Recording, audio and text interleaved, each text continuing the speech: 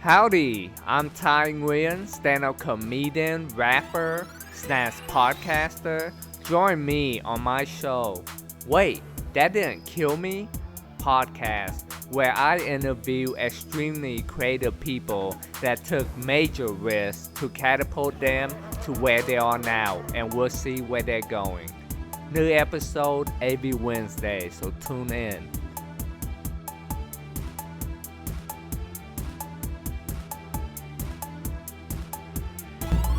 Howdy, welcome to the Wait, That Didn't Kill Me podcast, where we interview creative people that took major risks to become who they are today. My name is Ty Nguyen. I'm here with my co-host, CJ Robles. And today I'm very excited to interview an actor, director. What else do you do, John Valley? I like to take care of my lawn. Okay. I like to keep the gutters clean. What else do I like to do? I like to walk my dog. Yeah? Yeah.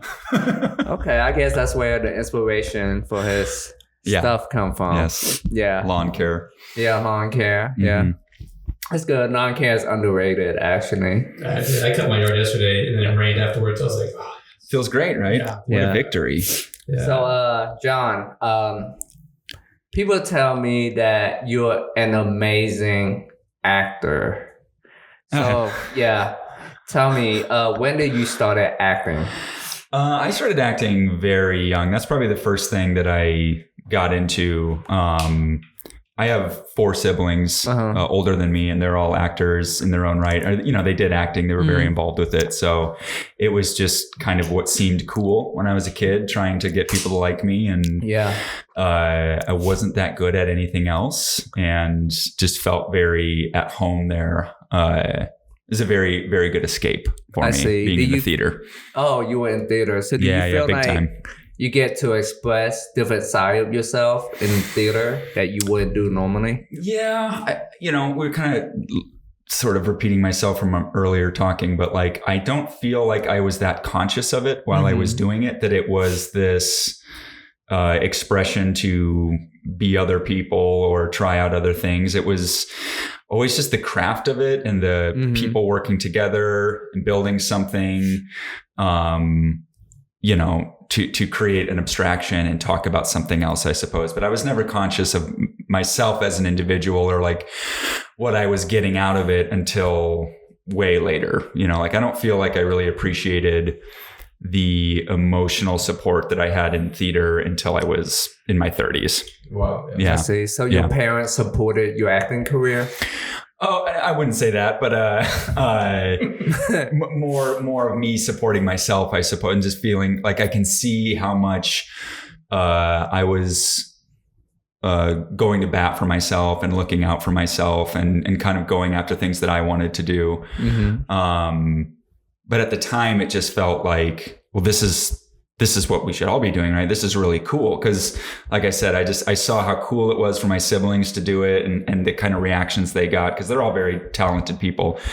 And so I just thought like, well, this is what I'm going to do. And then I've just ever since then been on this kind of path of doing it, for better or worse. But, it's only in retrospect do I kind of start to analyze it. And then, you never know if you're right or wrong about that stuff. That's for other people to say, I suppose. But, all that to say started very early as a kid. And then the film thing kind of, sidecarred with that and just sort of became one and the same. I see. So when did you start directing?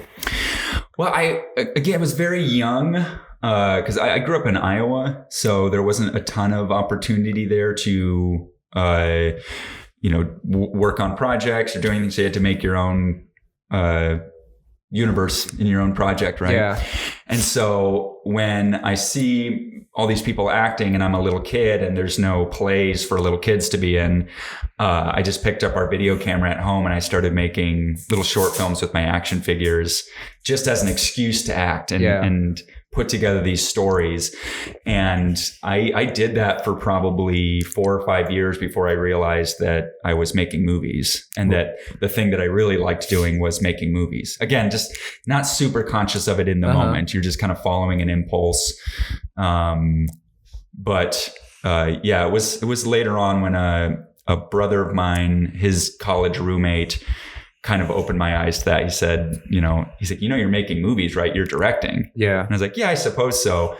He's like, no, really. He's like, I think that's what you should, like you clearly have a passion for that. Yeah. Yeah. And so, and it's always been in tandem with wanting to act as well. So, but the enormity of filmmaking, it sort of takes over your life a little bit more. Acting's kind of easier to come in and out of, but with filmmaking, it does turn into this thing where you're constantly thinking years out in advance. Yeah. So it does consume you. It does. There's a lot of moving parts too. Yeah. So I listened on a podcast, Mark Maron, where he have Leonardo DiCaprio and Brad Pitt on it. So they say that friends of mine. Yeah, definitely friends of yours.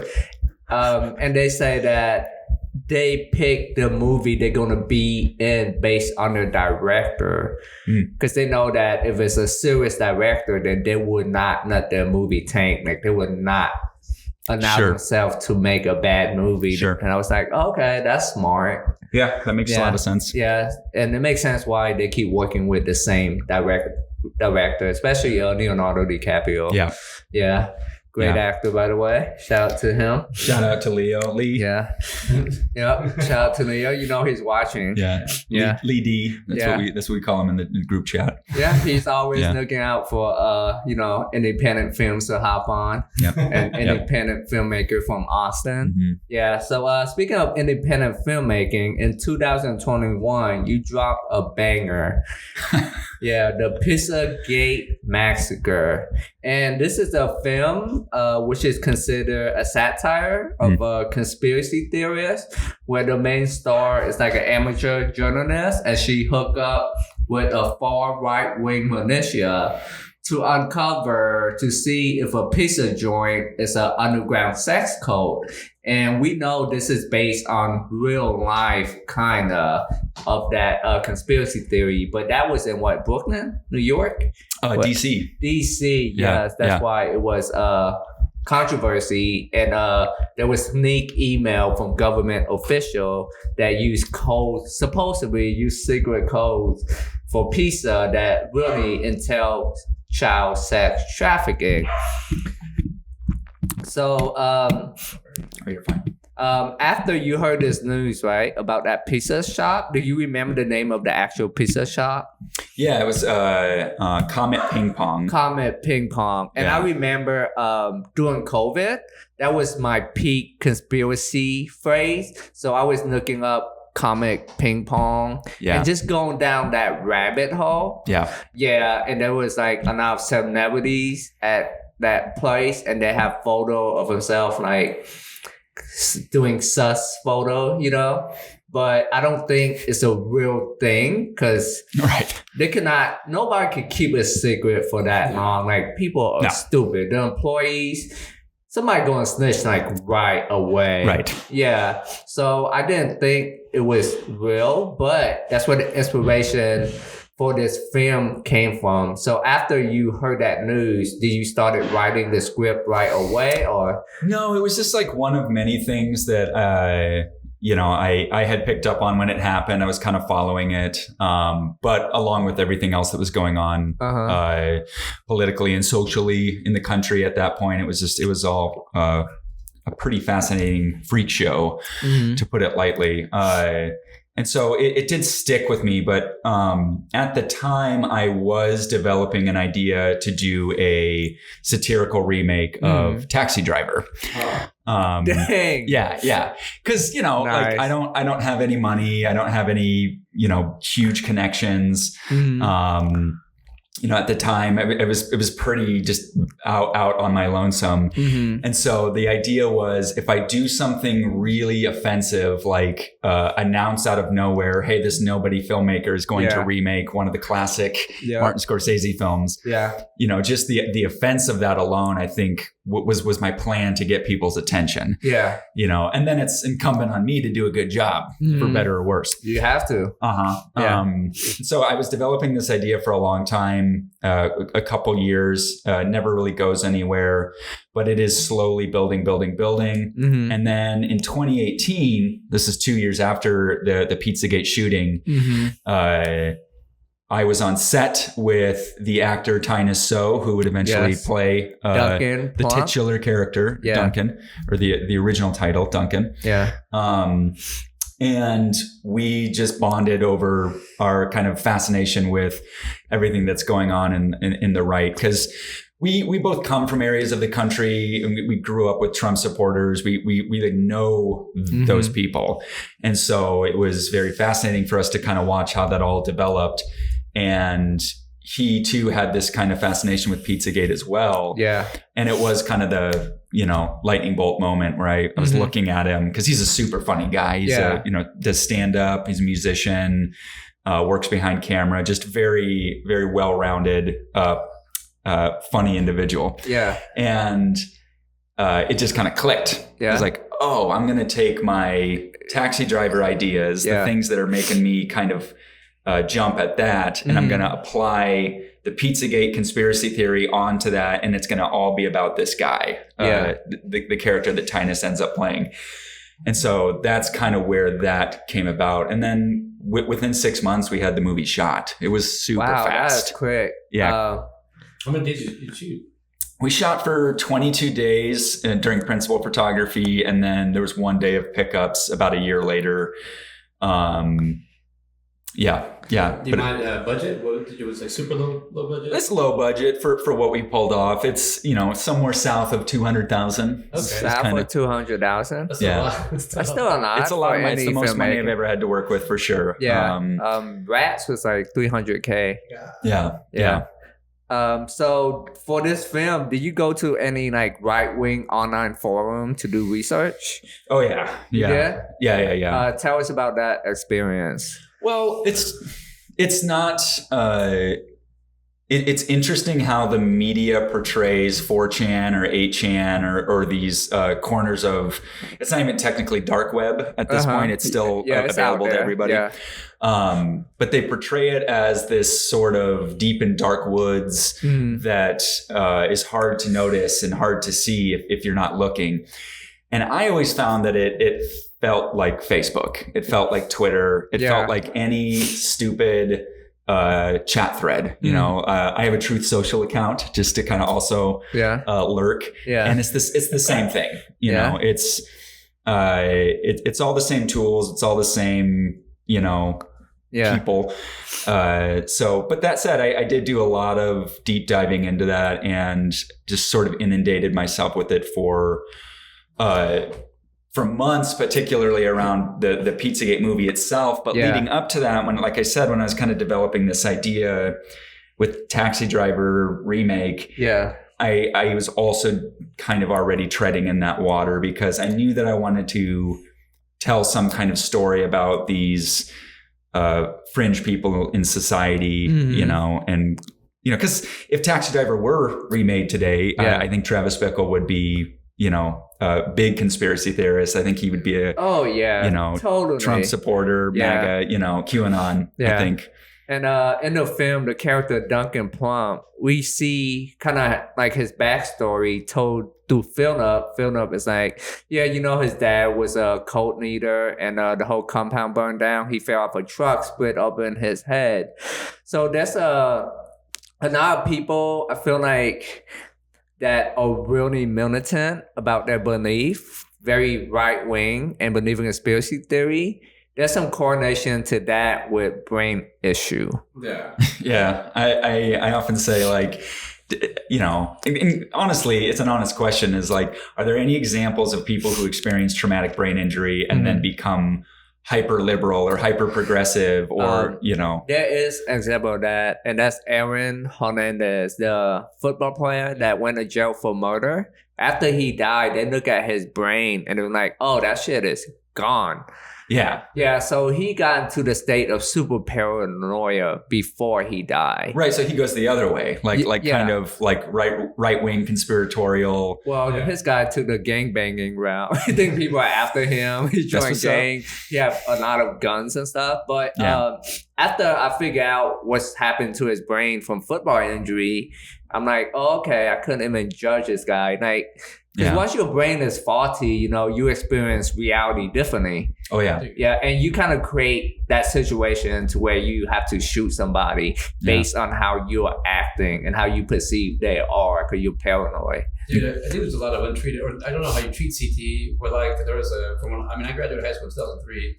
And then now 20 years later, I'm talking to people and I'm like, hey, you did play football and you weren't really that good, but you did take a lot of hits. And I feel like sometimes I'm like, I think you might have done something, just high school football. I know. These people that get all the way to the pros doing this. Yeah. And I do fantasy football. I went on my leagues last year, so I'm not going to say I don't like it. I do it.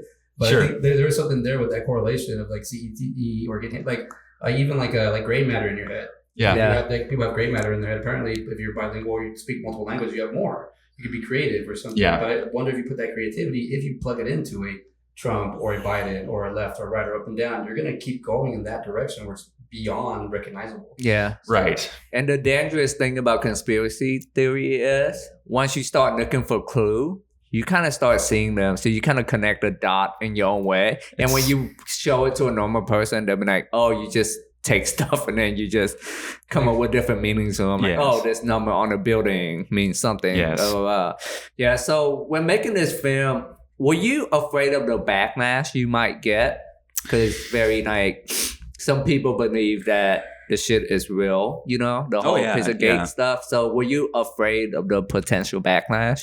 No, I wasn't afraid. I was trying to anticipate it though. Yeah. And I know that when we decided to do this movie, the kind of core group that I was showing it to, we did have a pretty serious discussion about, well, we have the money to do this. It's greenlit if we want to go ahead with this. Are we prepared to take on, you know, the breadth of what could happen?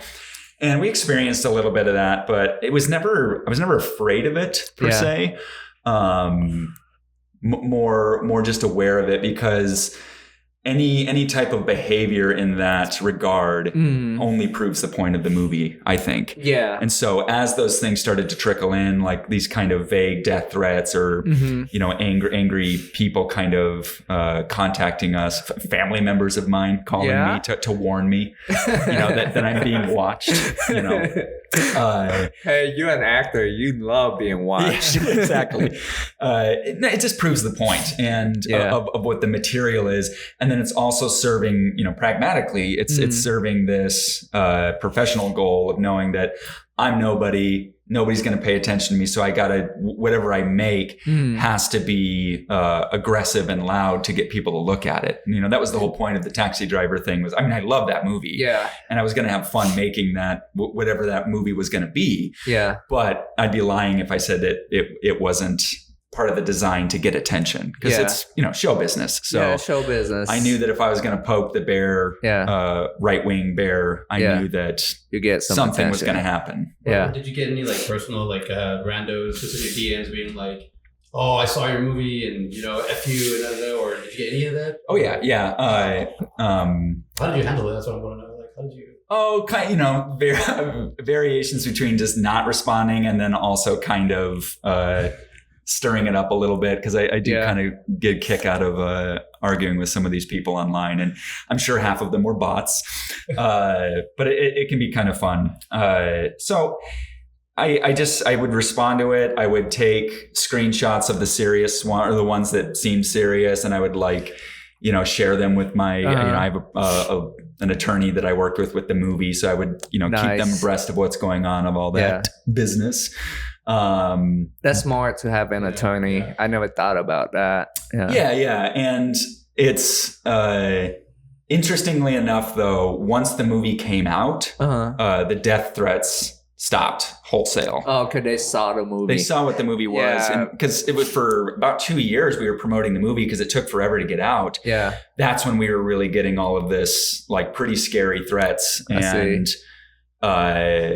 Could they think your agenda is probably something else, you know? Yeah, well, you'd get these accusations of this is funded by the Clintons. This is Soros money. Yeah, and I'm just laughing my ass off because I can barely make rent, and living in complete obscurity. And they hadn't even seen the movie yet, right? And so you should have been like a cameo by Jeffrey Epstein. Yes. Which but that's the whole point, they hadn't even seen the movie and they were already like, well, I know what it is. And that is indicative of their worldview is they have these ideas with no evidence or no proof. And then they just formulate an argument and take it to the end. And your movie promotion kind of proves that. Yeah. Until they watch the movie and they say, oh, it's a dark comedy. Yeah, it kind of make fun of the conspiracy theorists, and my favorite thing about this movie is reading the IMDb review. Oh yeah. It's my favorite. I could read it all day. Some of those are pretty good. All day, yeah. So here's one that I screenshot. Okay, it said, obviously, the world is run by reptilian aliens as a global elite that control everything. That goes without saying. What this movie does is it picks apart how the media deliberately dances around the truth to exploit various subjects for its own ratings. Ratings equal money for the pockets of these media type who get rich out of exploiting such truth for their own ends. It's a circus within a circus, as one guy is led astray by a token sow who aspire to be such a media personality, entertaining, enjoyable, and fun to watch. Well, that's kind of... Yeah. It's like, this guy, he believed that reptilian alien and global elite control everything. And then he still watched the movie and enjoy it. Yeah. And I've talked to people that they're still far down the rabbit hole and they've seen the movie and they love it. And they'll talk to me in those terms as if like, well, lizard people are real, but I see the argument that you're making and then we'll have a good discussion about it. But it's pretty funny. A lot of the people from the community that I'm sort of going after, so to speak, they see themselves in it, I think, because I did try to represent them honestly. Like I said, I grew up with these people. I know that they're not morons. They're, some of them have brain damage, but a lot of them are as smart as anyone else, if not smarter. And, because wisdom and education and intelligence aren't one and the same. And so it's a very diverse group of people. Yeah. And so trying to represent them honestly, I think a lot of them saw themselves in it one way or another. But even like what you said earlier, like the media, the way they portray things, dude, I've recently, or like in the last 3 years, I've gone to the East Coast a lot.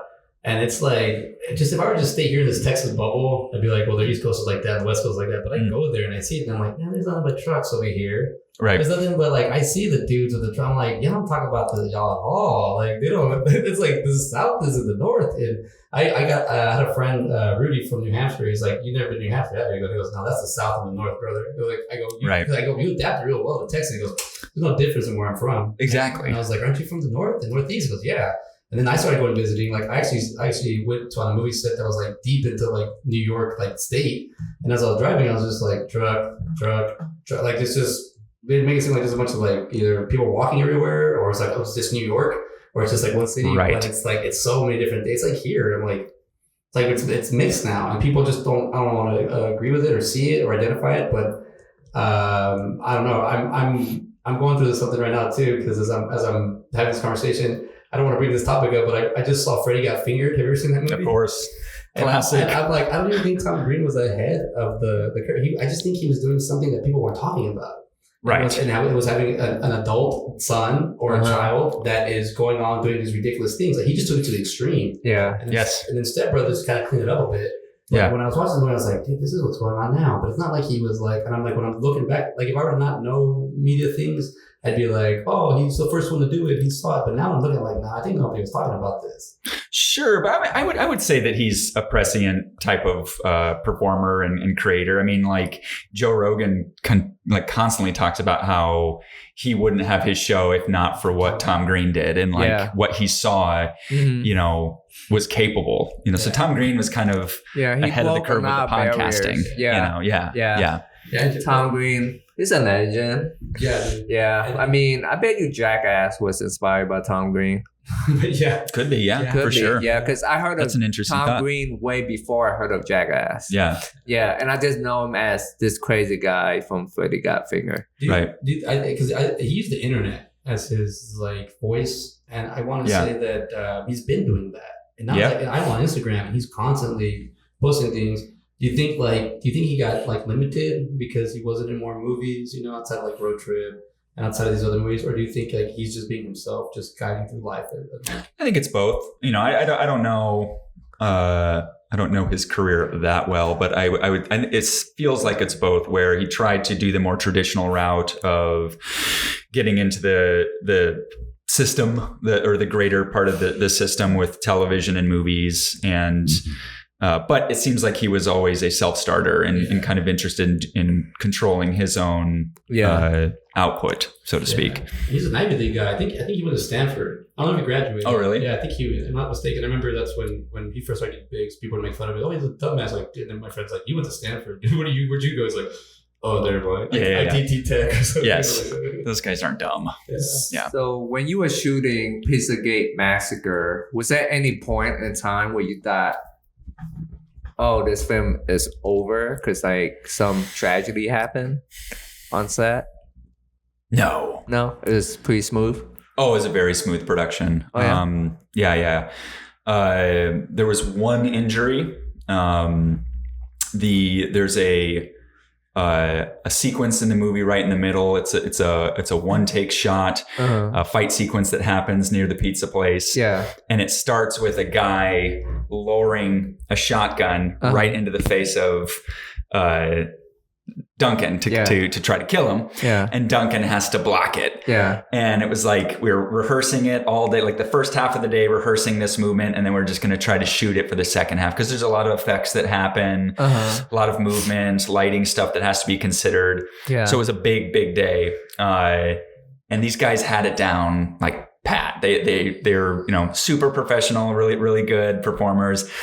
But the body has limitations. Yeah. And so they go to do this opening motion of the shot. He lowers this double-barreled shotgun down, and Tynus goes to catch it. Yeah. And he's just off by an inch, and it hits his thumb and dislocated his thumb. Dang. And then smashed him in the face. Yikes. This 12-pound gun. Yeah. And because they were real guns, they were bored out to only take blanks, so that no real ammunition, but they were constructed from real weapons, so they're heavy.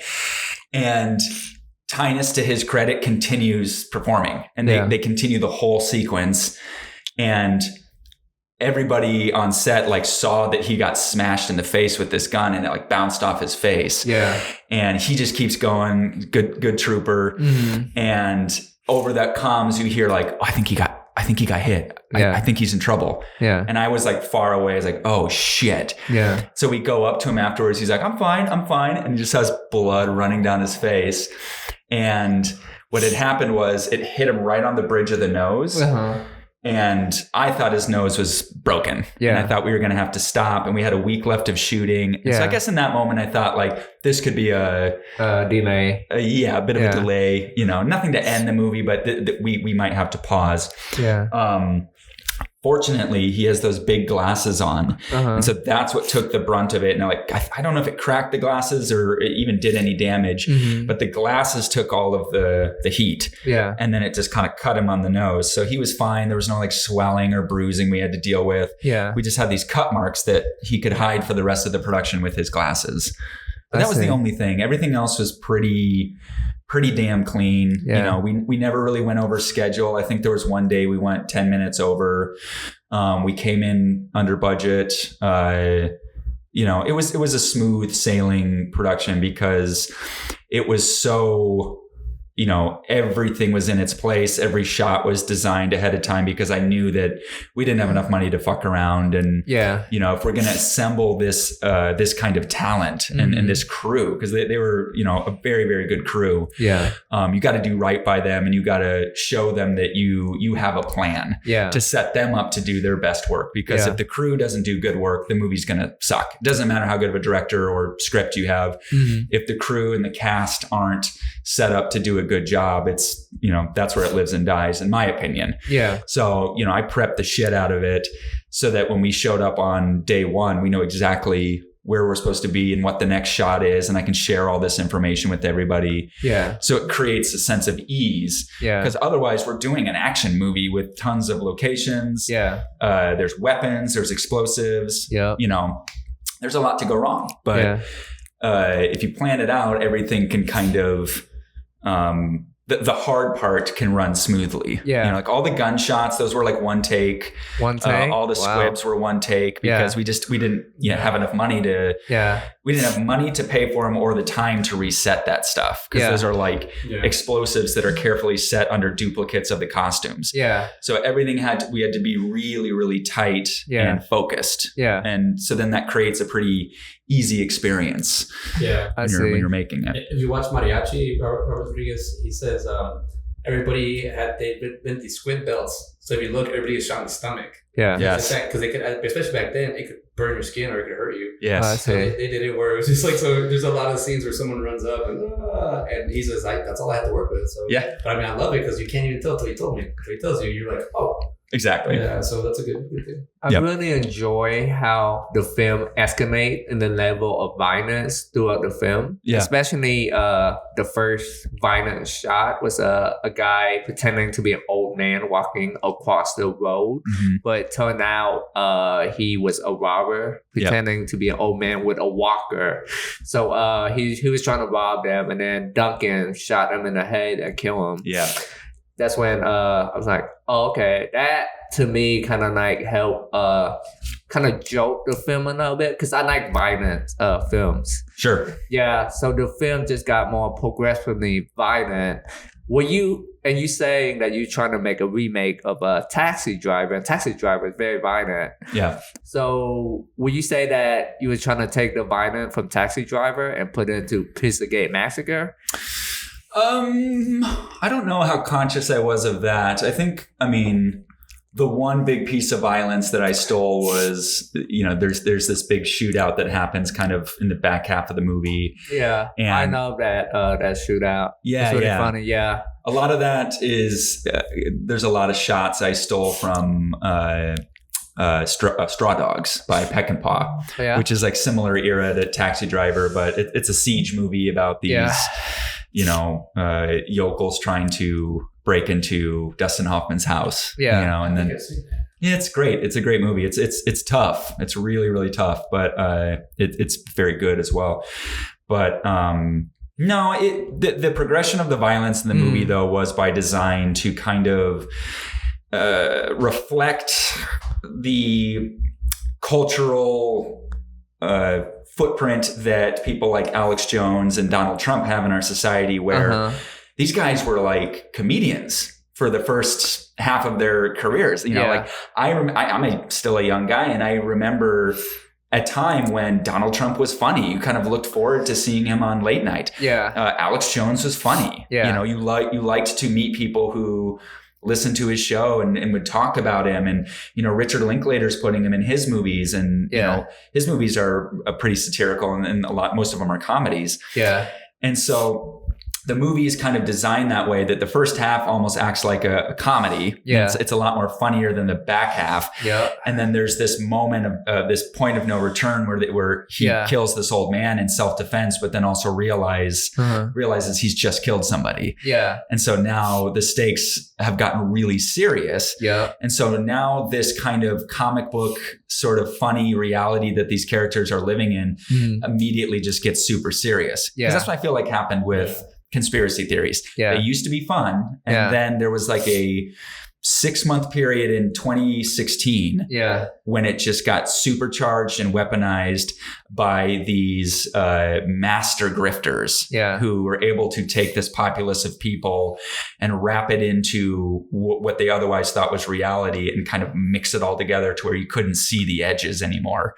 And so the movie kind of works like that, where it's funny until it's not. You know? And I could see like during the scene you play Philip, a very obnoxious character.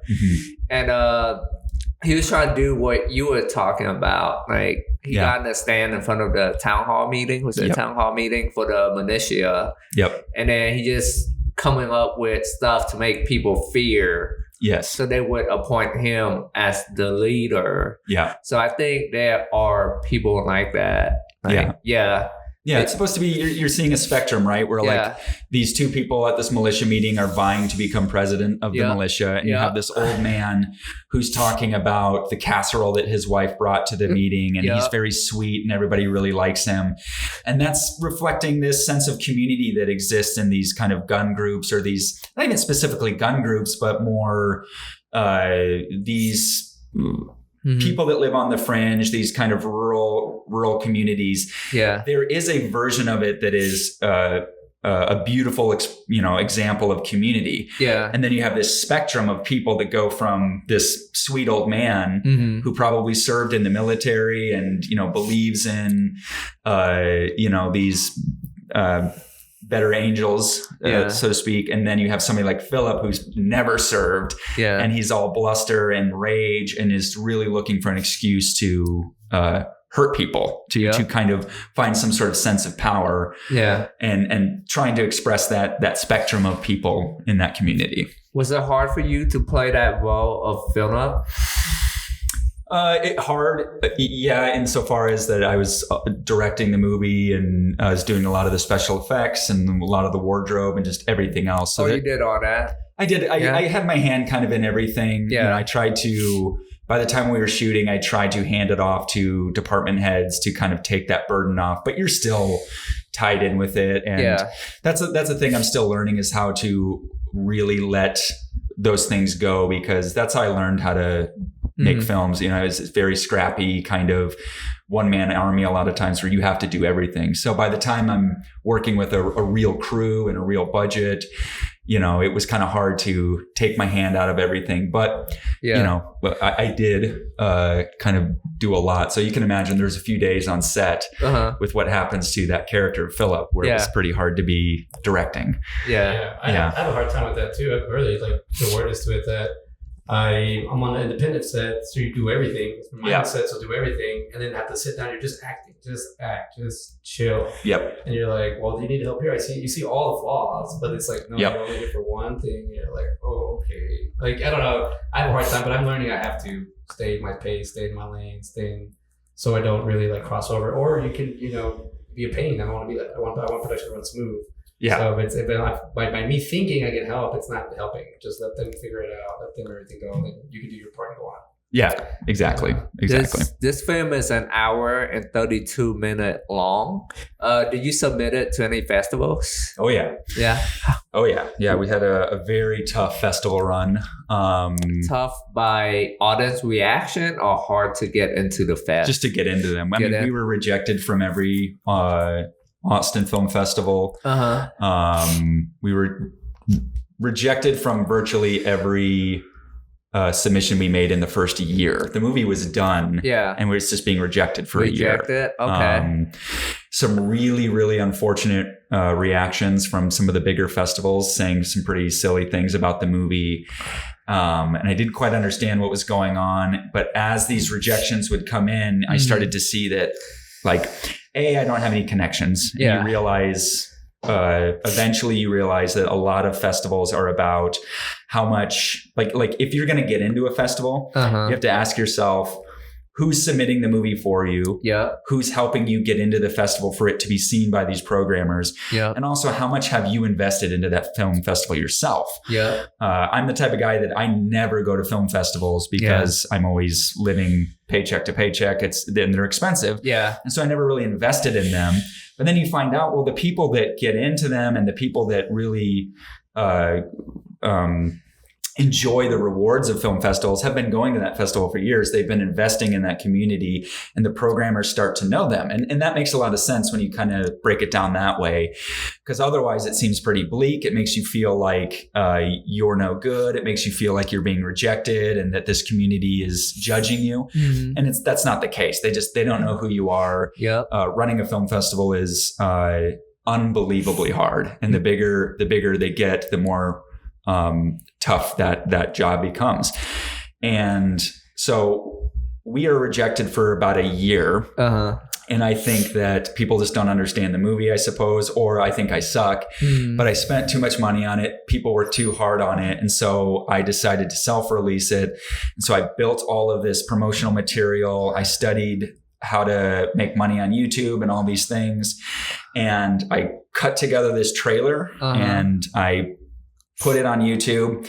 And at first it was like unlisted, right? But I was like, well, I did all of this research into hashtags and SEO optimization, blah, blah, blah. So I'm just going to hit publish because nobody follows me. Nobody's like waiting to pirate. It's like nobody gives a shit. Yeah. So I hit publish just because I want to see what these hashtags and what this SEO strategy will do on its own without me posting it. Yeah. Because I wasn't planning on premiering it for about another month. Yeah. But it's sitting there on my YouTube channel. Uh-huh. And so I posted on a Thursday night. Uh-huh. And I woke up on Friday morning to just this barrage of emails and phone calls from like media people. Yeah. And the big ones were like the Daily Beast and Vice. Nice. And I talk with them and they're like, hey, so did you see, like, we want to talk to you about your movie. We want to know if we can see it. Like, did you see what's happening to it on Twitter? Yeah. And I was like, oh, I have no idea. Because I'm not a very active Twitter user. Yeah. But for lurking, I wasn't really like using it to promote. And I got on and somebody had already ripped the trailer, put it on their own channel. Yeah. And were promoting it to all their followers because they were a QAnon like subgroup. Yeah, it's on brand with this stuff. Right. And they were like, essentially, hey, everybody, look at this movie. They're trying to discredit us. They're trying to say that this is bullshit. Yeah. Don't watch this movie. Yeah. And of course, it blows the movie up. The trailer goes viral. Nice. And then that's when we started getting the attention of distributors. And we found out like, oh, we didn't...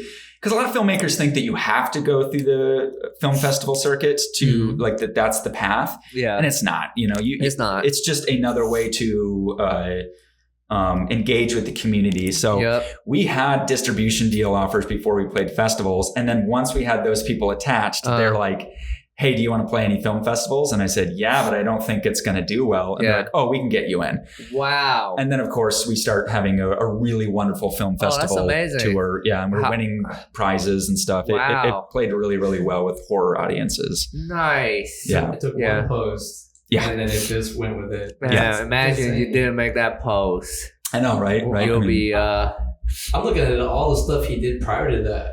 And it was like, I mean, it's like a buildup. It's like this giant wedge.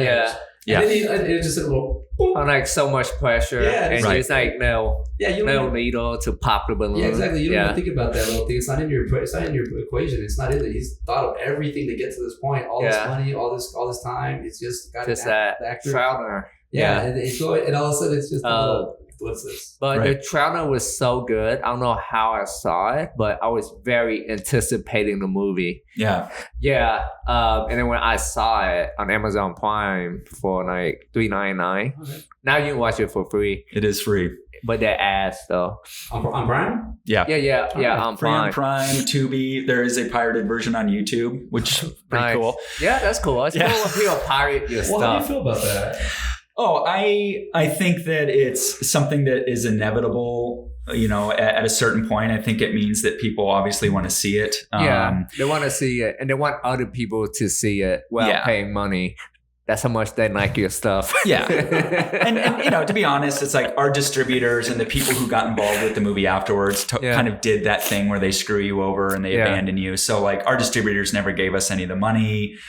They never promoted the movie. They just kept it and put it on a shelf. Wow. And that's what happens. And that's what you learn. Did you sell the movie to them or what? Yeah. Well, I mean, I thought I was selling it to them. There's contracts, but No, then they just kind of strong arm you and basically, it's predatory business. Yeah. And these people they look for folks like me who are desperate and they're kind of green, and then they take advantage of you because you don't know any better. And they all spin a good story. Yeah. And that's what they do because they themselves aren't making good stuff. So they're like, we got to look for people that we can attach ourselves to and say that, oh, we made this movie. We got this movie out. And it's a little silly. Yeah. But They're trying to make it seem like they're responsible for the movie blowing up. That they didn't do anything to make them look good. Well, what makes him different too, like some people in this situation, is that he has a story now.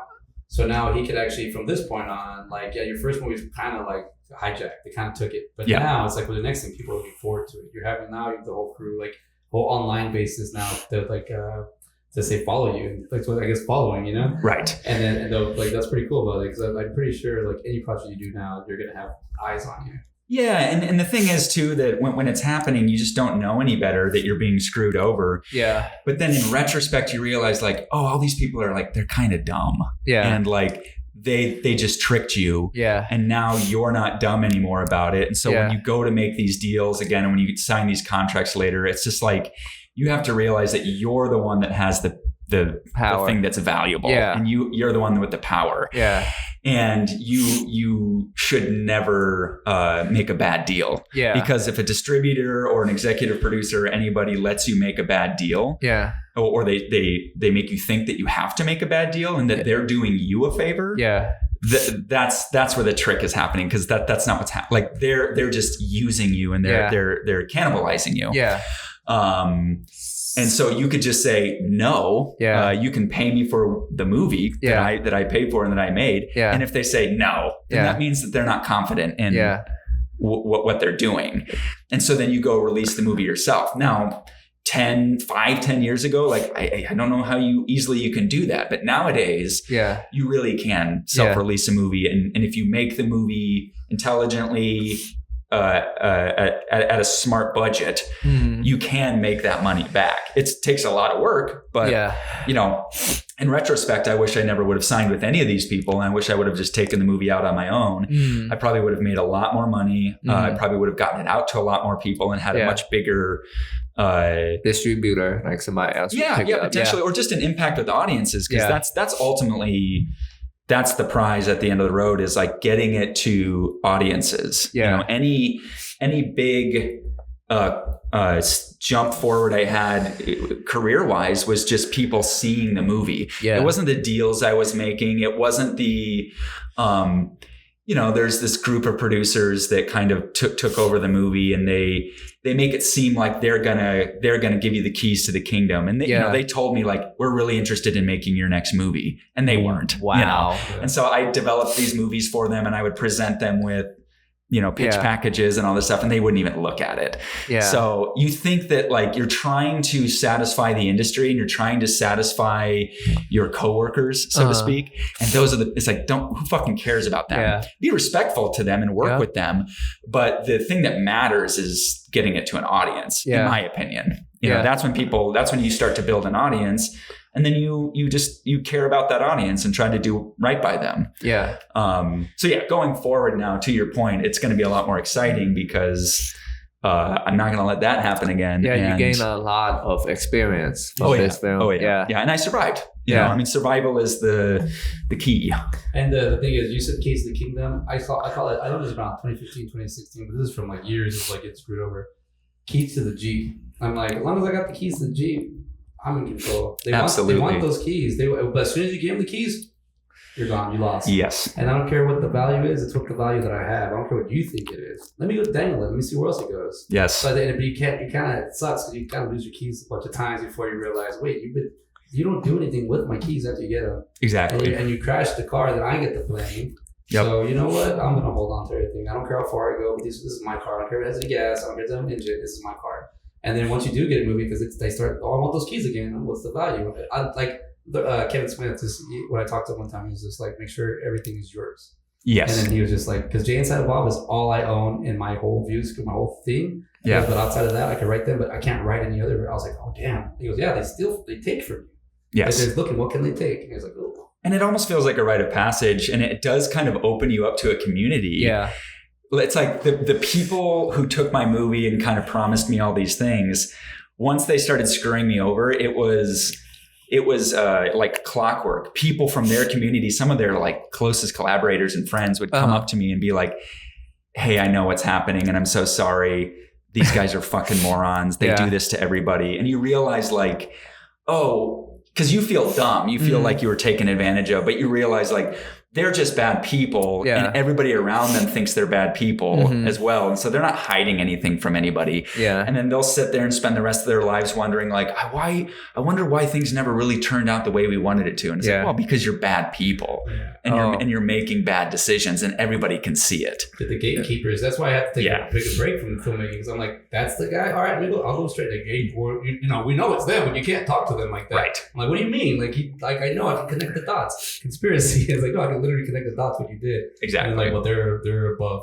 When I lived in LA for a year, everyone would tell me, watch out on set because you never know who's going to be your next boss on next set. Like, nah, I don't know about that. Like, this guy's a piece of shit now. They're going to be a piece of shit then. Yes. You know, it's like you're not going to change. So I always had issues in LA like that too because I'd be like, I'm not putting a blind eye to that. Or okay, but it's just it is what it is. But that's the part you just said. That's what took me a while to mature. To be like, oh, I can't like go to that person directly, or you can't put them online and out them or anything. You got to kind of play this game that you didn't know that was existed until you started doing things. Yeah, and there's really great people that will see it, and then those are the ones that really take you to the next level. Like some like old friends of mine who are have become successful producers. They saw the movie. They're very good people, and they reach out to me and they say, hey, like. Congratulations. Like, would you like a bite at the apple here at this studio to pitch for this like studio movie? And I've gotten these like great opportunities from the people in the industry that are good people. So they do exist, and being good does have rewards, but being bad, I think it's just a race to the bottom. Yeah. These predatory people that, they're right here in Austin and they're in LA as well. Maybe you can make a movie about them. Well, about it. Possibly. I don't know how interesting it is though. It's just like they're boring people and they don't have interesting ideas and they're just liars and they end up becoming villains in scripts. Yeah. That's for sure. Yeah. But they're boring people that could never be the star of a story. Yeah. And so and that will reflect in their lives.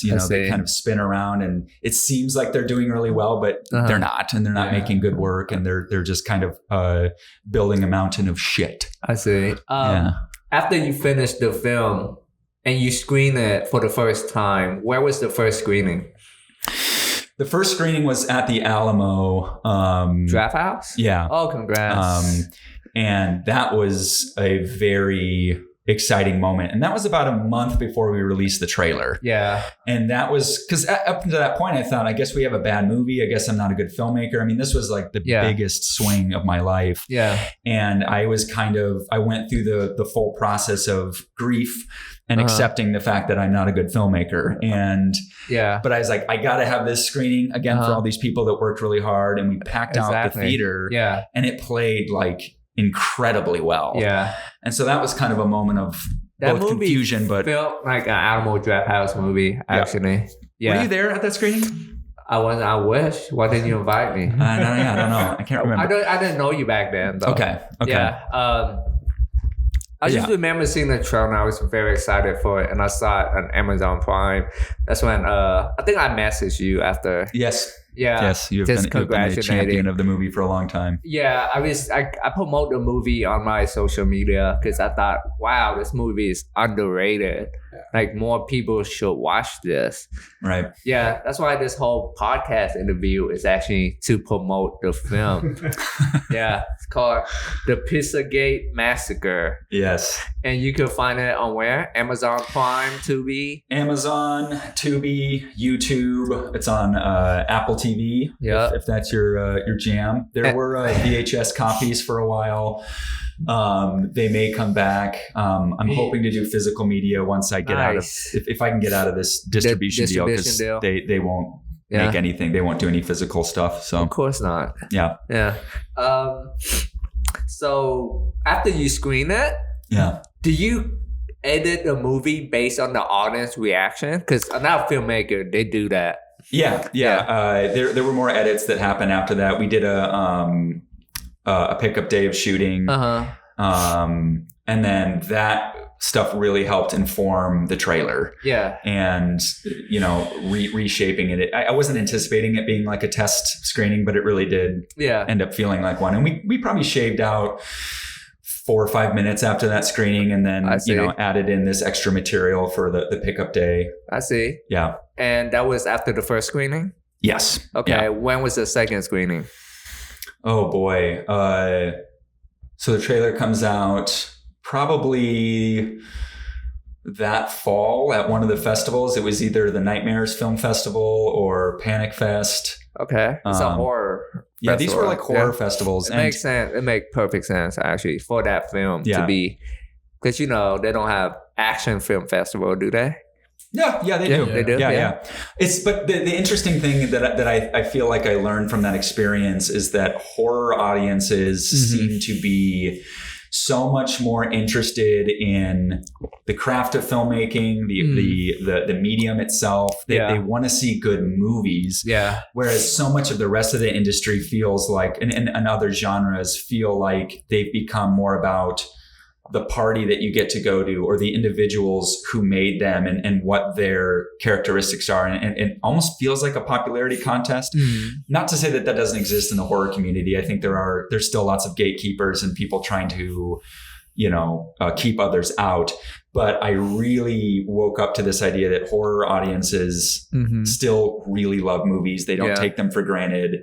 That they think they're special. And those were some of the most rewarding responses, the most rewarding screenings. And I didn't know that it was a horror film because it really isn't. But it kind of feels like it at points. It feels like it, yeah. And that kind of opened up a pretty big insight for me that, maybe this is the direction I'm supposed to be going in, at least for the foreseeable future. Yeah. And that's kind of been the MO, is to try to get into the horror realm more, because it was just what a nice prize at the end of an otherwise very depressing and hard road. It could be very depressing. To find that audience and for them to be that excited was, it really reinvigorated my love for filmmaking. I go to the conventions all the time. I go to the sci-fi I just got back this weekend from Dallas Fan Expo. But last month I went to the Texas Frightmare weekend. Yeah. So I've been to 5 of those in a row.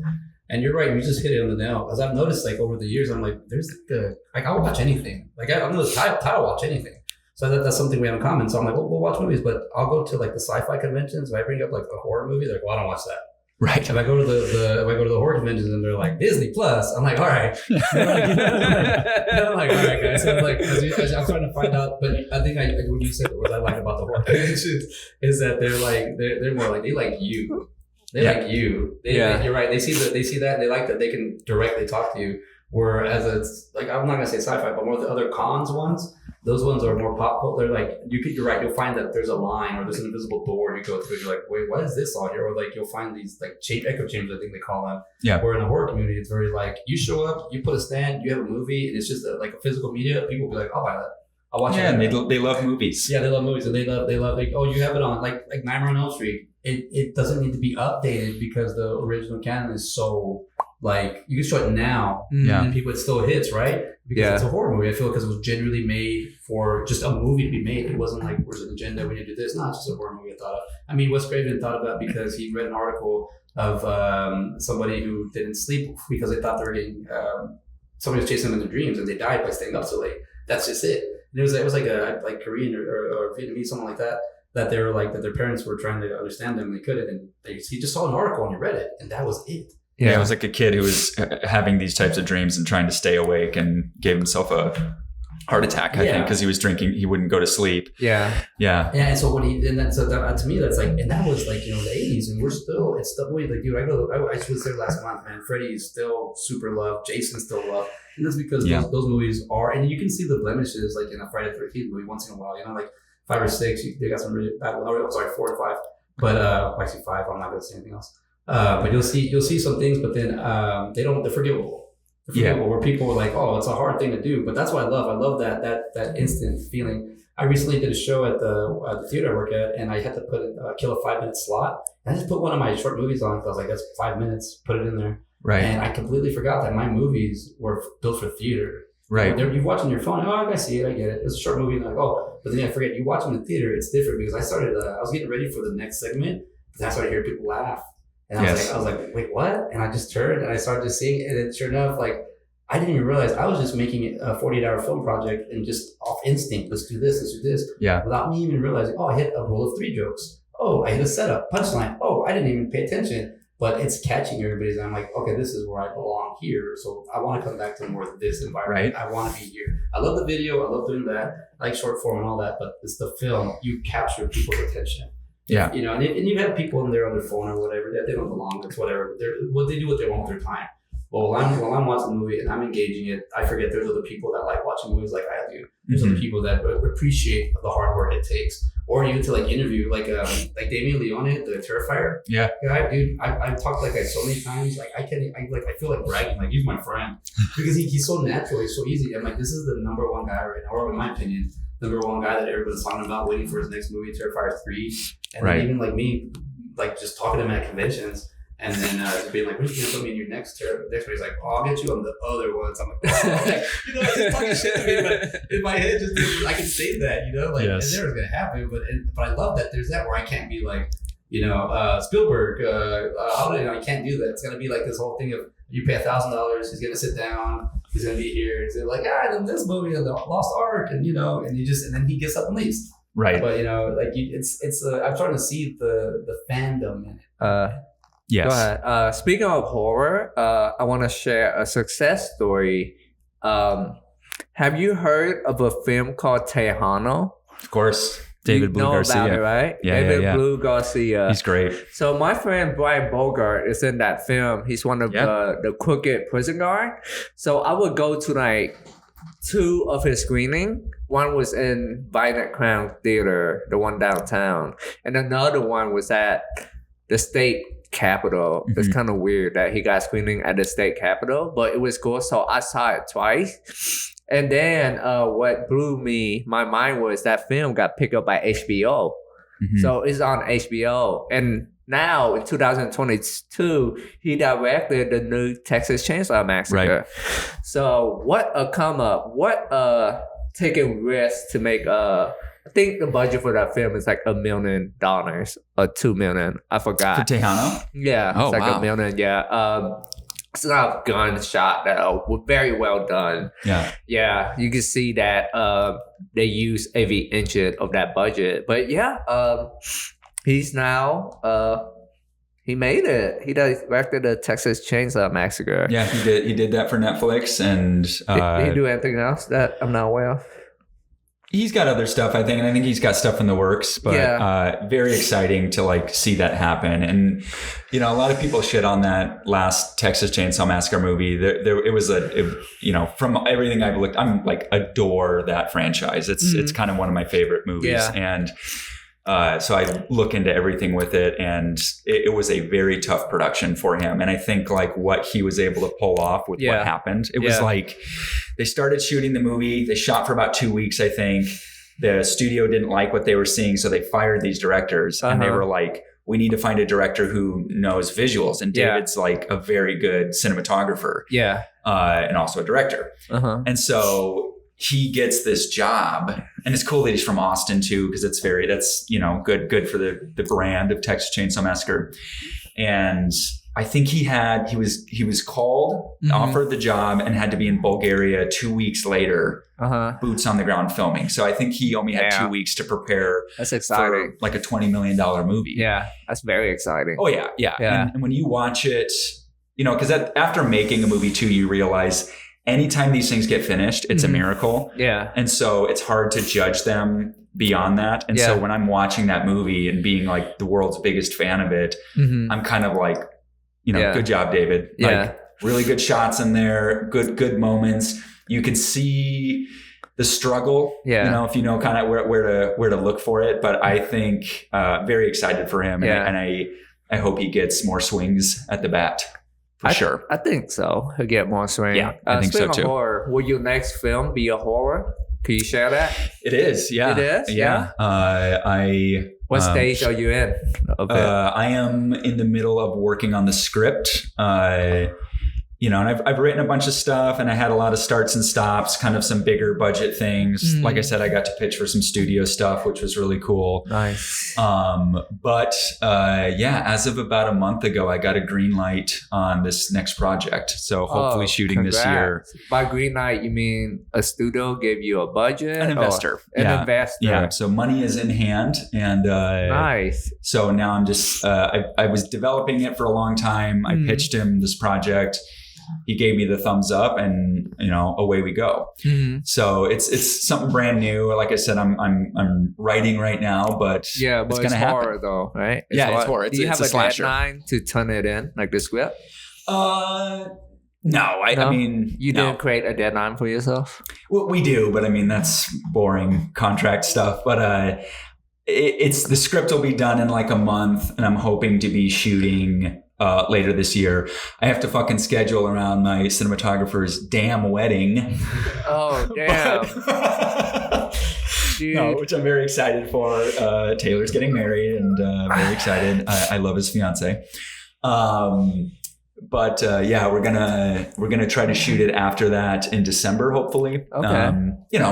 We'll get to it when we do, because the beauty of it is it's a small enough budget that we really don't have to get permission from lots of other people. So like we get to kind of control it. And I see. And that's just kind of my main target on the radar right now, is to just go full bore towards this thing. Because I've tried to make, like I said, I put together a bunch of projects for this production company I was involved with. And after about 2 years found out like, oh, they're just taking me for a ride. They're, hate it when people do that. Yeah. And so they're great scripts. I'm very happy about them. And I hope that, one of them is being looked at right now for a much bigger budget than this company was going to offer me. So that's exciting. So there was a lot of starts and stops, but this one is as much as you can say is going. It's going. Yeah. I see. Plus you gain so much experience from Pizzagate Massacre that you can go into this one knowing that you'll survive. Yes, big time. Yeah. Is this one violent too? Yeah. Yeah. Yeah. It's a slasher, and it will sort of deliver those goods, so to speak, goods, but hopefully elevating it and kind of doing something new with it, with the genre. If Taxi Driver was the North Star for Pizzagate Massacre, I'd say like Psycho is probably the North Star for this new one. Oh, nice. Yeah. So kind of a slasher in that vein. I need to compare myself to Hitchcock as much as possible. You should. I learned a lot from Hitchcock. So, he's the grandmaster. Yeah, but just the way he dealt with production. If you listen to the way he dealt with producers, and the way he dealt with like studios, like, he's the master there. Yeah, dude, like they would try to get in his way and try to like make a movie like the way they thought, and he would just like the one thing that stuck out to me in film school was they said he wanted this shot with 2 trees. He wants to start where you go through 2 trees, and they wanted to do all this stuff. So what he did is he took the 2 trees and he cut them in half. And then you could only get through perspective just that one angle. So he forced them to go through that. Yes. And so he goes, yeah, you got your shot right. It's like, well, that's all we had. Like, okay, good. So I was like, when you learn stuff like that, which is it's kind of like I'm a fanboy. It's what's happening. I'm interviewing a filmmaker that loves horror movies. By coincidence, I'm wearing this shirt. Yes. I made this, by the way. Yeah. That's funny. I almost wore a Monster Squad shirt today. Oh, yeah? I wish I would have. Wolfman's Got Nards on my shirt. Yeah. It's a movie from 87, I think, or 86. 86. Yeah. So it's a movie about just kids that they go up against the Universal classic monsters: Frankenstein, werewolf, Dracula, mummy, and merman, and they defeat him. Yeah, Van Helsing makes a few appearances, but it's Fred Dekker film with Shane Black. It is such a B guy like movie. But I'm just worried. It's incredible. I saw the movie last night. I was like, I'll put this on. I showed my 22-year-old brother. I was like, you need to watch this movie because I have all the signatures. I just need a few more. Yeah. On the movie poster I have at the house, and he saw it and he liked it. And I go, the good thing about the thing when I saw this movie, I remember watching it as a kid, and then they brought it back 30 years later, and I was like, oh yeah, I love this movie.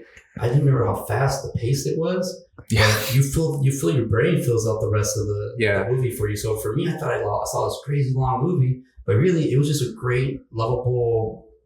I don't know. It's a good joyride. Like it's beautiful. It's wild when you watch it. It's wild to think that like it almost ruined. I mean, pretty much ruined that guy's career because I think it flopped and it was just not popular. But when you watch it now, you're like, this is incredible. The effects. It's like one of the best werewolf characters ever on film. That's the name of the movie? Monster Squad. It's called Monster Squad. I've never seen it. Andre Gower is the kid. He's the actor. He's actually a kid actor that he's older now that didn't really derail.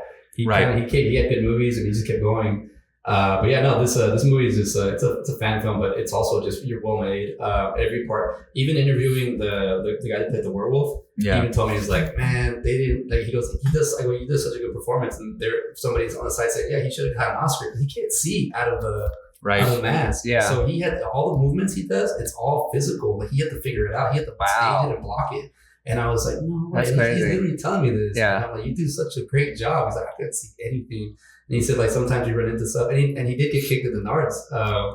Really? Is that like part like a... it was I don't know if it was the joke or anything, but he said that like he got too close. And then he realized, it's like, so definitely he was like, I got to stop here. Yes. So he kept going when they did the kick. I don't think he hurt him or anything, but I think he said, like, he was like, yeah, we have to figure it out. Yeah. But the Wolfman Belt Nards is a documentary.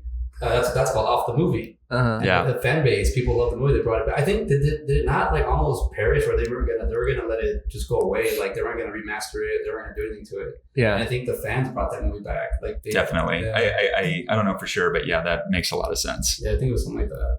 Yeah, great movie. Highly recommend it. The Monster Squad. I check it out. Like The Goonies or Lost Boys. I've seen the Lost Boys. It's kind of in that universe. I think that's the bet. Like the Monster Squad is kind of the better version of that movie, but it's sort of that like kids kind of getting into too much trouble, and they have to like handle the consequences of going too far down the rabbit hole, so to speak. And also, it's really cool. As well about horror movies, it has a real element in there. There's a mother-father's like issues in there that work on like marriage. They talk about like also like how people don't really pay attention to kids. Yeah. There's these little messages in there that you kind of subtly pick up, and you're like, oh crap, like I'm from a divorced family, so when I see that, you're like, they're trying to go through it. So like, and then they something happens and they get together and they stick, and you're like, oh, I see. So that's how that opposite end goes. But it's it's a beautiful thing to see. To kind of see like the dad. Like, oh man, I love what's his name? Stephen McCaw.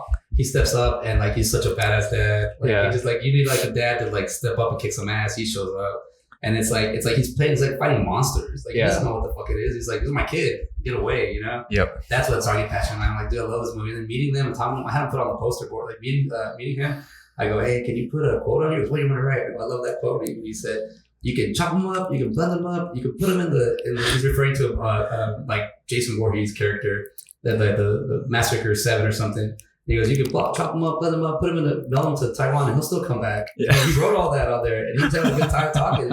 I love talking to him, but just also like, how'd you get to that role? And he's like, I had to hone in on it. Now you Dracula gonna try to take my kid? I'm gonna kill you. And I was like, oh shit, like really, like he was like, I don't know, I get a little fanboyed out, but dude, it's great. Like when we talk about movies and talk about where we get them from, where we come from, and this is what this podcast is totally charging me up, because I'm a filmmaker sitting here, getting more and more feedback, and this is with the modern day. There's like, I feel like a little like you said earlier about how people try to do things like the old modern day version. I think that still exists, but it's like a trap. Yeah, I feel it's a trap. Like, oh, the studio wants to help you make a movie, and you hand them your script, and you never see it again. Or and you can even be like, this, well, that's not them. That's this other studio. You work with the wrong one. Like it's a crap. It's a poop shoot. You can't really figure out. Movie poop shoot. Internetmoviepoopshoot.com. Yeah. Now that you've been to all these horror festivals, your next film. I never got to go to them because it was during COVID. Oh, I see. So it was all virtual. Virtual screening? I rarely get to see the movie with a crowd. I got to see it last month when I was with this investor. They did a screening, and it was awesome to see it with an audience. But sorry, you were going to say. Yeah, now that the movie got, accepted in horror festivals, your next one, would it be easier to get in now that they know you? Oh, definitely. And that's what I was saying earlier. It's like, I think that's the key to being inside festival. Like they kind of know you, so they. Because in a sense, because they showed my movie, there is that level of investment, and then I'm promoting their festival by promoting my movie. Yeah. And you realize that these festivals need filmmakers to be involved, and they need them to help them like carry it. And you think that already it's like, well, I made the movie. Isn't that the hard part? Yeah, it is. And that is valid, but you still have to be a part of that community and help them, because these festivals are working within margins. Yeah. And I'm not trying to like defend festivals. I have a lot of negative things to say about them as well, but I have a lot of negative things to say about everything. So these film festivals work in very tight margins. You know, even South by Southwest, like one of the biggest festivals in the world, when COVID hit, they were letting go. You know, I had a friend who worked there for over 10 years, like full time, and they let him go within the week. Yeah. No health insurance or anything. So it's not good. And that's a bad look on that festival. But I think it just goes to show how hard these things are to maintain. Yeah. And so, to that point, like, I think it'll be much more accepted into horror festivals, and because it's going to be a straight horror, which was another thing I learned that had nothing to do with all these other people that I'm complaining about, that it would behoove you, if you're an independent filmmaker, to pick a genre and just make that genre. You know, the thing with my movie is it's a lot of different genres. It's a comedy, it's a thriller, it's an action movie. I mean, there's like Old West gun shootouts in it. It's a horror film. It's all of these things. It's political. Yeah. And so when I was trying to sell it, once distributors started looking at it, they were all like, man, we really like this movie, but how do we sell this? Like, tell us how to sell this. There's no stars in it. It's not a straight down the barrel genre. So we're having trouble figuring out how to sell it. And that became very clear to me. And then watching how the movie got accepted and the choices that we made to really steer it towards horror, because we kind of had to pick which one, how are we going to market this thing? Yeah. And once it started playing in horror film festivals, it's like, okay, that's the angle. And so that's when we changed the title to be more of a horror film title. And the cover art. The cover art, you know, we made it. Looks good, man. It's cool, right? I think Mark Schoenbach made that poster, and he is incredible. Yeah. Sadist Arts Designs, I think, is his handle. Very, very, very good artist. I really hope I can work with him again. But that poster and that movie title and the trailer were everything to the movie, and that's what changed everything for us. And so all that to say, like, this thing's going to be marketed. It's a slasher through and through. And I'm finding that limiting myself to this one genre is still very exciting, and it's still very rewarding. And it's, you know, and not that I was intentionally trying to like cover a bunch of bases with Pizzagate. That's just what happened. That's the movie I made, and I wasn't clear about what the genre was. But now that I'm applying that, I'm still finding that it's just as rewarding. I'm not limiting myself, and I'm very, very excited about it. I think it's going to play super well. Yeah. And you're shooting this movie in Austin? Maybe. We were in Smithville a couple of weeks ago, because it's kind of a small town. Oh, like it's a movie about living in a small town, and that kind of lifestyle. It's about a woman who transplants from the city to a home in small town Texas. Oh, I see. And kind of talking about that experience. Yeah. And because I grew up in a small town, 1,000 people in the middle of Iowa. And so it's kind of about that transition of, you know, in my case, going from a small town to like Austin or New York City or LA, you know, like those types of things. So it's kind of dealing with that and about this, you know, I'm hoping kind of Norman Bates style character that lives within this community. Oh, I see. Not that it's going to be Norman Bates at all. Imagine the film now. It's on my head, kind of. Yeah. Lots of Americana, kind of Norman Rockwell setting, and then something darker happening under the surface. Yeah. Blue Velvet's a big inspiration for it. Oh, Blue Velvet. That's a good movie. Yeah, I'm like David Lynch. Yeah. Yeah. Wow, that's the panel. Speaking of David The movie. Lynch. Speaking of David Lynch, if you could work with one director, your dream director, who would that be? It would probably. I have a couple answers for that, I suppose. Big fan of Alex Garland. Big fan of Kelly Reichardt. Big fan of Cronenberg. David Lynch, of course. Cronenberg. Yeah. Cronenberg's like that's ever since I was a kid. Yeah, the Fly was a major like watershed moment for me. But those are the filmmakers that really excite me. To be in a David Lynch thing would be pretty awesome. I'd say those filmmakers. I see. I like asking filmmaker who's their favorite director because their answer is always so interesting. So I asked Carl, the director of Rats, who was his favorite film. He said it's Snow on the Bluff. What? Snow on the Bluff. Have you seen that? Oh, that's his favorite movie. Yeah. Oh no, I haven't seen that.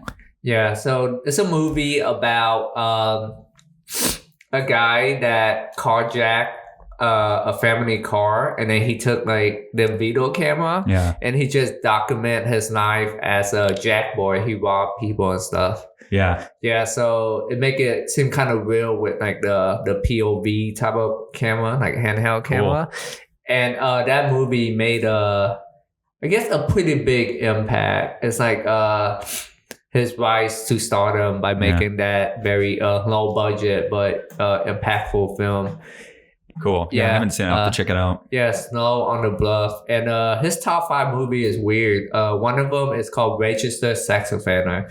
It's an actually satire I've heard of that. Registered Sex Offender, and it's so funny. Yeah, like it showed this guy funny stuff, kind of like clueless, going through his day, like he have to go and like sign something that he's like a sex offender, and he have an Asian girlfriend. It's so like crazy. How can you take such a serious topic, somebody that you would view as like a monster, but when you see him go through day life, he's dumb and stupid. Yeah, it's like well made, but that film, good luck marketing it. Right. Good luck marketing it. Check it out. It's called Registered Sex Offender. That's the name of the movie. Where can you watch it?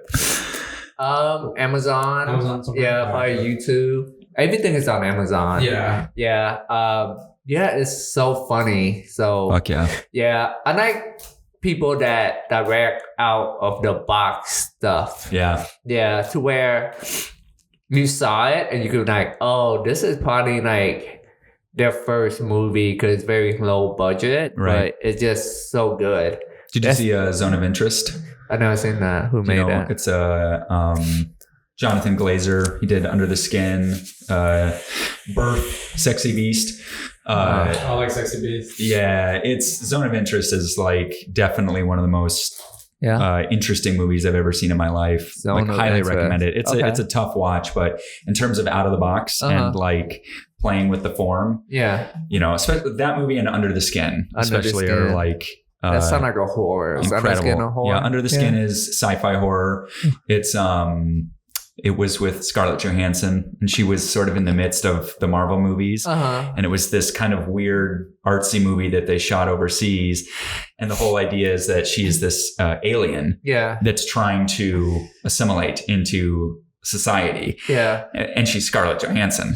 So the challenge is like, because they were really putting her in real situations to see if people would like recognize her, and she was improvising with people on the streets. Oh, I see. Because she's this alien trying to kind of like, she has a mission. I won't spoil what it is, but she is studying and trying to interact with these humans, and they're really doing it with hidden cameras. And so she has to be like, how do I, take my celebrity off and get these people to like interact with me and get them to go along with what I'm asking them to do. This movie's called, it's like a canon. Like they just literally, they're not aware of it, the other people? A lot of the people aren't. Yeah. Oh God, I've heard about it. Joe Rogan does talk about it a lot. And it's so good. Oh yeah? Under the Skin. Under the Skin. I need to check that out. Yeah. Very, very good movie. No, I want to say that one, but what did I write down here? You said it was zone of interest. And Zone of interest, yeah. Yeah. Sorry, I had something. I lost it. You probably just tried your hand out there. I was like, nah, I think a lot of that. Like I saw The Island the other day. Oh hell yeah! And Alex Garland. That's a good one. That's just the idea. Or no, not Alex Garland. He did The Beach. Sorry. Yeah. Oh, sorry. Sexy Beach. I was gonna read that. A big Kingsley. Yes. That dude. That's a good one. He's good in that one. It's like you put a fish out of water, but he's like in the right water, I guess. But he doesn't want to be it, kind of feel. Jonathan Glazer's like, you've probably seen his music videos. He's a very prolific music video director, and then he's done just a few features, but all of them are like total bangers. Wow. Like really good. Ryan Gosling, have you seen the Only God Can Judge? Or it's called Only God Forgives. Dude, we saw that one on my podcast, and yeah, that was a tough one. Yeah. That was rough. That's a rough one. Ryan Gosling, he does a great job, but the story, the family thing just throws me, it's hard. It's hard to watch because it's a good story that just goes and then brings you back. That's a very interesting filmmaker, that guy, Nicholas Winding Refn. I did Drive. Drive is like his big one. Wow, I love Drive. Did I just see a little nip? Ooh. Oh yeah. Oh man, that's a Patreon Patreon exclusive. Yeah, that's a good filmmaker too, Nicholas Winding Refn. Yeah, really really good stuff. Speaking of movies, recently I saw the new Mad Max Furiosa. Have y'all seen it? I haven't seen it yet. I really want to. It's so good. It's one of those movies that you would want to watch in the theater because the sound is made to be watched in the theater where it's in your face and stuff. It's a good movie, but it kind of tanked at the office because it's supposed to be a summer blockbuster. But it did kind of make its money back though. But with those movies, they're trying to make double the money. You know? I know. So if they have $150 million budget, they're trying to make $300 million. And what a dumb fucking metric. Again, like as much as I'm here to defend businesses and try to empathize with what it is that they're trying to do, I get it. Movie theaters are trying to put butts in the seats, blah, blah, blah. But the fact that like you can work, like what is this, part 5 of the Mad Max series? Yeah. This guy's been making these movies for the 70s. Yeah, like near 50 years, probably 45 years. Yep. And we're going to judge him on the first weekend. It's just so dumb how filmmaker, like the amount of time and resources and potential wasted on really great filmmakers, and they're defined by their opening weekend. Yeah. Danny McBride talks about this, how much they've shifted into making television for like HBO. You know, they do these little limited run series where it's like 2 or 3 seasons long, and then they just move on to the next one. Yeah. Because television can kind of enjoy this longer period of time for it to be watched and judged. You know, like if you get into Righteous Gemstones, it's going to lead you back to Vice Principals, which then leads you back to Eastbound and Down. Yeah. And so it's a much, he talks about how it's just a much better venture. It's more reflective of the work that you put in. Yeah. Versus like you work your ass off for a movie for years, if not more sometimes. Yeah. And then you're judged on 2 days. Yeah. You know, you're onto something about that too. It's so silly. The 150 is not the movie. It's what they use for advertising too. Yeah, that's true. And so it's like, how much are you putting into the movie? And it really throws you for a loop because it's just like, oh, so we're putting more money to get it out there. Into the movie. So that movie doesn't cost $150 million. Yeah, it costs cheap, but that's the thing. It's a weird equation. I don't know why they do that. I always thought figure out what you got with less and put it up to more. So starting off with more, trying to go more. Right. Like, I don't get that. That doesn't mean. But I mean, I also like the fact that as an independent filmmaker, we could just rent out a movie theater now, put our movie in. Yeah, and really, you can. It was harder before. Now that they're struggling, they're just like, "What do you need? You need people here." Like, yeah, we'll give you everything. Like, I like that feeling now. Back then, it was just kind of like, "Oh, you're in Hollywood. You're not making any Hollywood movies, so how do you know?" what's and it's like, right. Oh my God, it's just the mindset thing. But that's the people that they're marketing to. Those are the people that they want to watch their movies. Those are people that they watch the movie, move on. A series or like a TV show. And I never thought about this because I started watching more shows now. You spend more time with the characters. Yeah. So now that you're spending more time with the characters, you're spending more time with the actor, with the performer, with the actress. So now you're able to see what, like Fallout, I binged that. and I was now I'm following like, oh, where this actor come from, where this character from. It is, I do like the from nowhere character. It's like you're on this show and you never acted before, Right. and now that makes more sense to me. I'm like, I've been acting since I was a kid, so if I don't do any good now, I should be able to reflect and get better and move on. But I'm older now, you know. But so someone have zero experience to get on set, like I get that now because I've directed naturals. People Right. that this, and then it's rare, but they make it seem like that's like it's hard to find. Right. It's a gem. Like there's tons of people that want to be in movies. So I see the support there. I see everything. It's just that I still call it the conspiracy. But the tinfoil hats, the gatekeepers.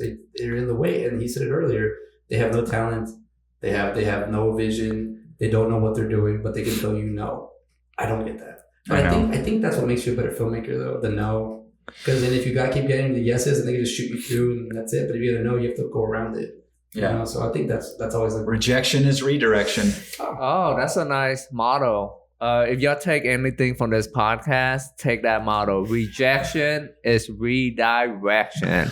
So if that lady turn you down at the bar, you can go to a different bar. That's right. Yeah, That's right. Survival. Let's wrap up this podcast. Where can the viewers find you, John Valley? I'm on the internet. All right, let's show them your My notes are over there. you don't know your Instagram handle by heart? It is I'll pull it up. JM Valley. at John M as in Michael Valley. I'm fairly certain that's what it is. Okay, Can you perfect. confirm? Yeah, you're right. That is John M? M. You got it. Okay. Tight. M&Ms. Yeah. So yeah, I'm all over the net. Yeah. You know, always down to clown. I spend too much time on those fucking apps, but I'm there. Yeah. I do want to give a shout out to your movie, The Pizzagate Massacre. It was originally called Duncan. It's a 2020, 1 hour, 31 minutes. Yes, It's go watch that classic film. Social satire inspired by the real-life conspiracy theory known as Pizzagate. An amateur journalist and a far-right militiaman team up to expose the ugly truth behind rumors involving sex cults, a pizza place, and lizard people. So check it out, and you can see that on Free, Plex, Tubi, and Prime. That movie was a nail in the coffin for me to believe in reptilian.